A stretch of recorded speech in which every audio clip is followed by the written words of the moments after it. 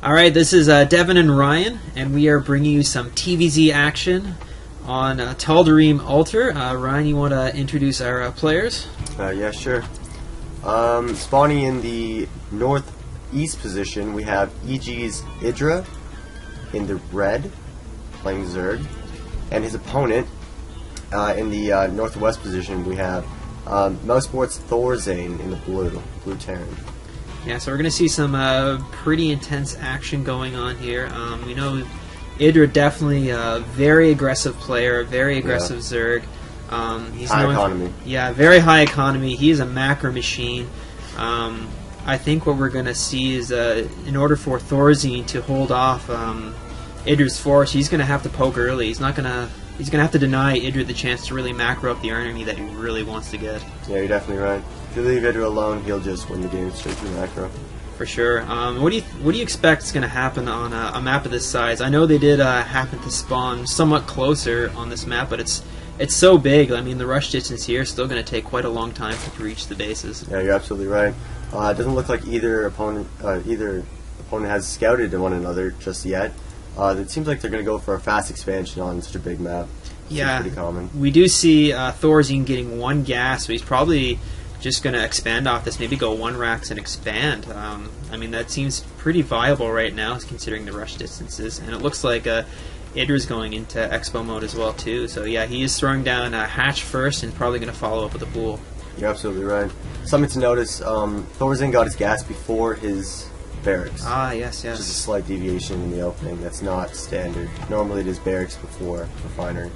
And we do see EGidra is scouting in the correct direction right now too. Thorzain still has no vision, no idea where EGidra is, and if EGidra is crafty, he's going to be able to just poke in and see exactly where Thorzain is without even getting the Overlord spotted. That is true. If Thorzain had sent the early scout, he might have been able to put down a bunker and try to deny the 15 hatch from EGidra, because it is such an economic lead against Terran. Definitely. Thorzain finally sending out a scout afterwards. EGidra does happen to just skim that reactor going up there, and yeah. Pretty standard play from our players so far. Looks like Thorzain is taking guys off of gas. Just mind the 50 or so minerals to get the refinery, or sorry, the reactor in the beginning, to possibly pump out Marines or maybe some Hellions. Yeah, he does have a factory down, and now they've just got just enough gas to get the factory up. Looks like we are going to see some Hellion pressure for sure, reactor Hellions at that, so he's looking to go quite aggressive with the Hellions. Absolutely right. EGidra throwing down the defensive spine crawler. He hasn't seen what's coming yet, but he has an idea, and this spine crawler will give some static defense. Right now all he's seen the reactor, but I mean that should be a dead giveaway. I mean reactor Hellions are so popular lately, and they can do some massive damage to the Zerg economy. Definitely. EGidra being such a good player, I'm sure he's expecting it. Definitely. Thorzain right now has scouted seems like everywhere except the correct direction right now, so yeah. I mean he's going to have the latest possible notice as to what's coming from EGidra right away. And we do see he is expanding right off of this, so he's going to go reactor Hellion. Oh, he's actually is he doing a tech switch? Yeah, it seems to be that way. Oh, we do see Hellions rushing into EGidra's position right now. We'll see if he can make this damage happen. 2 queens and a spine crawler in position. Thorzain going to go past the defenses with his Hellions, going to try to do some damage. EGidra only with 2 Zerglings at the moment. The 2 Zerglings get roasted. No units for EGidra at the moment. 6 Zerglings on the way. Going to have to pull drones. This is really bad for EGidra. He needs that mining time, and every second is hurting his economy. On the bright side, he is doing a fairly decent job at protecting his worker line. He's only had minimal losses right now. The Hellions are going behind, and they are going to roast away a couple of workers. He does get the surround, and looks like EGidra is actually going to be able to clean this up with not too many losses. It did force EGidra, though, to make more Zerglings than he did originally want to, so his economy is going to be taking a back seat at the moment while he does deal with his Hellion, and Thorzain does get a great amount of scouting in. So far, he does know what EGidra is up to. Yeah, very true. The 10 Zerglings on the map at the moment could be 5 drones, and for a player like EGidra, I'm almost positive he would like the drones. Definitely. I mean, in the meantime, he did only lose 3 workers, but I mean, the mining time and essentially making those Zerglings, he did lose more workers just because they weren't able to mine whatsoever. Definitely.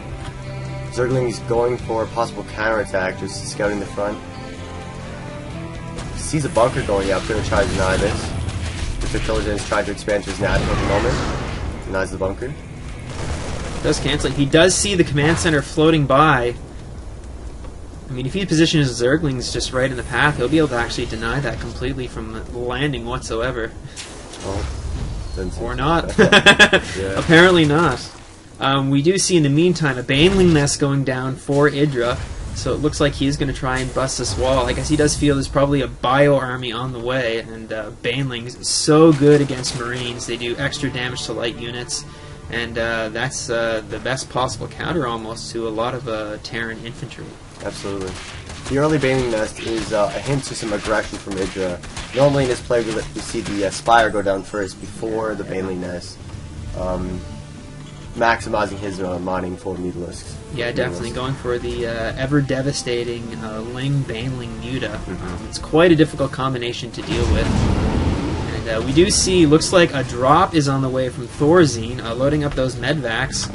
And possibly going into the third and hopefully causing a little bit more econ damage just to keep EGidra back in his base and ward off any other aggression. Yes, absolutely. We have Baneling Nest, Baneling Speed, +1, and Spire on the way for EGidra. So a lot of tech going down right now. He's investing a lot of his minerals and gas into tech and will not have units as a result. The Overlord up there did spot the drop, and it does look like he's going to bypass the third and go right for the main. And we do see EGidra gathering his forces, but he does go into the choke. This is going to prevent EGidra from getting a surround whatsoever.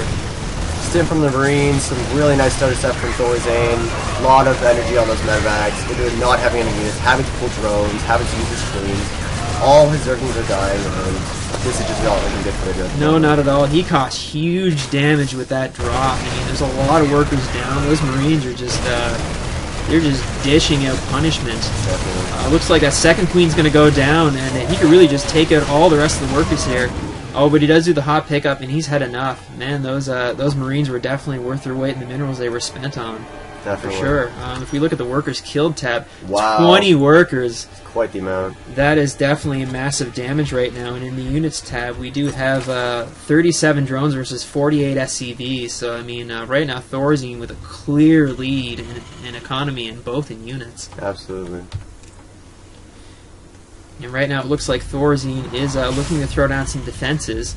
And he's just content to sit back and macro up for a while. He's definitely done the damage he needed to. And right now it looks like EGidra's got no other choice but to try and just counterattack and cause as much damage as possible. It's true. A player like EGidra doesn't like to be behind, so he's going to try something risky at this point to get back into the game, because he's about 20 supply behind. Looks like he's going to roll right in with the Banelings. Ooh. Kills the bunker. Will he get the Marines? No, nice split from the Marines. It looks... It's almost he should have just bypassed the bunker altogether and just went for the Marines. I think he probably would have caused more damage for them. Definitely. Yeah, you're right.